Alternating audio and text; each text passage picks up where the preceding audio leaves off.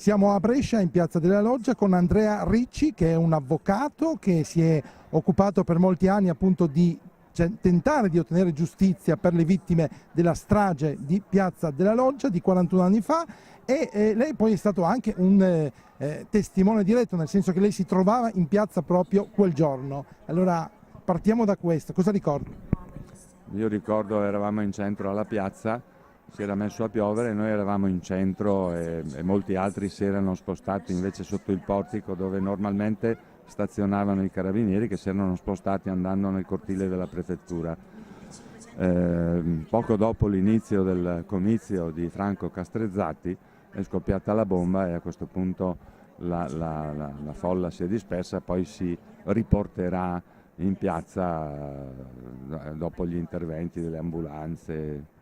Ci fu immediatamente anche un appello alla calma. Questo che cosa significa? Che forse, diciamo, qualcuno anche all'interno del sindacato pensava che effettivamente qualcosa del genere potesse avvenire, insomma era in qualche maniera un clima che faceva sì che questa fosse una strage annunciata?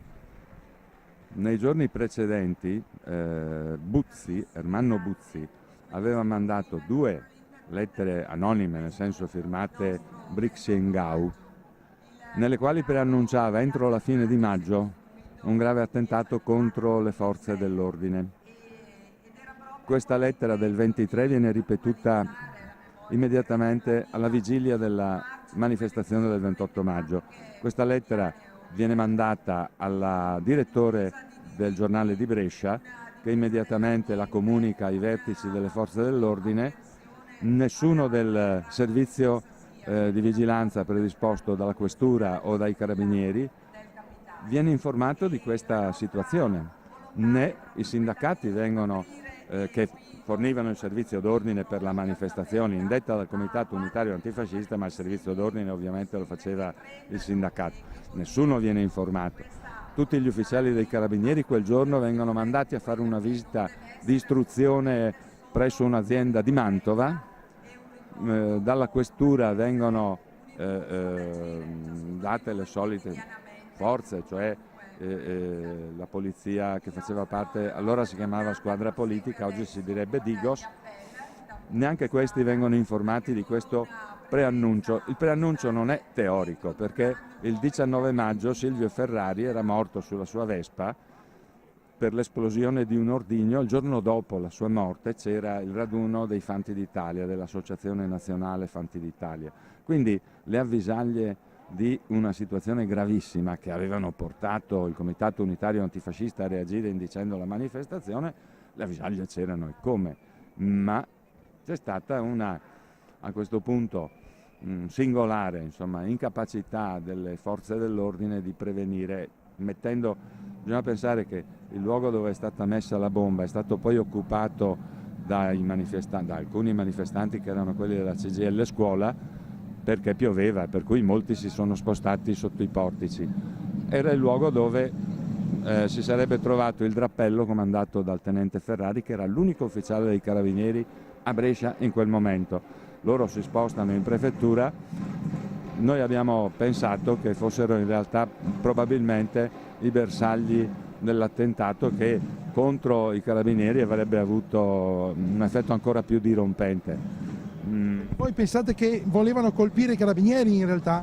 Molto probabilmente, cioè questo si può pensare. Ovviamente noi non abbiamo la possibilità di un riscontro di questo genere, ma se pensiamo a Vinci Guerra e all'attentato di Peteano, che viene fatto proprio per uccidere i carabinieri che vengono attirati in questa trappola, non è lontano. Questo per suscitare una reazione dell'opinione pubblica, a dire ci vuole qualcuno che metta ordine, insomma, questo doveva essere l'obiettivo. La strategia della tensione di quegli anni era questo, cioè prima erano stati tutti attentati anonimi e contro la Banca dell'Agricoltura, contro i treni.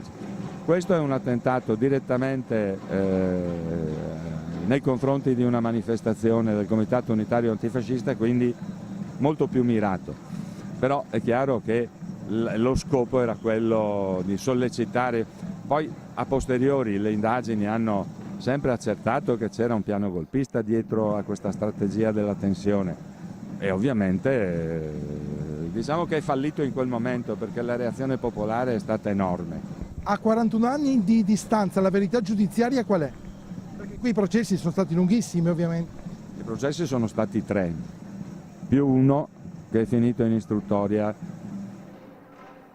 Oggi abbiamo la sentenza della Corte di Cassazione che, annullando la sentenza della Corte d'Assise d'Appello di Brescia, ci ha portato a Milano per giudicare nuovamente Carlo Maria Maggi e Maurizio Tramonte.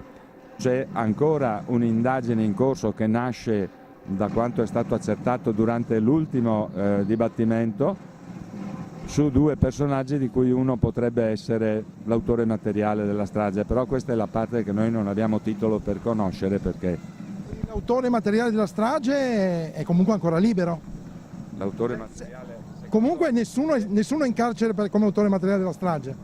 No, nessuno è in carcere come autore materiale della strage e l'ipotesi accusatoria è che l'autore materiale della strage sia una persona che è emigrata in Svizzera, ha cambiato nome, non si sogna di tornare dalla Svizzera per farsi processare e all'epoca era minorenne. Si tratta di un veronese che fa parte di un certo entourage che noi sappiamo, insomma, ebbe un ruolo, i veronesi ebbero un importante ruolo nel 74 in quanto riguarda la strategia della tensione e quello che è successo a Brescia. Ma i magistrati italiani sono andati in Svizzera per cercare di interrogarlo? Sono andati in Svizzera, ma questo che era minorenne nel 74 è emigrato in Svizzera, ha cambiato nome e cognome, ha assunto un nome e cognome di lingua tedesca. La dottoressa Vezzù, che è il procuratore ai minori di Brescia, è andata per sentirlo con una rogatoria internazionale, quindi insieme col magistrato svizzero. Questo non ha detto nemmeno il suo nome e cognome e non si sogna di sicuro di rientrare in Italia per farsi processare. Le autorità svizzere non possono fare nulla? Le autorità svizzere non hanno neanche gli strumenti per fare qualche cosa in relazione a un reato commesso 41 anni fa da uno che oggi è un cittadino svizzero, ma non hanno gli strumenti di indagine, non possono indagarlo come può essere fatto qui.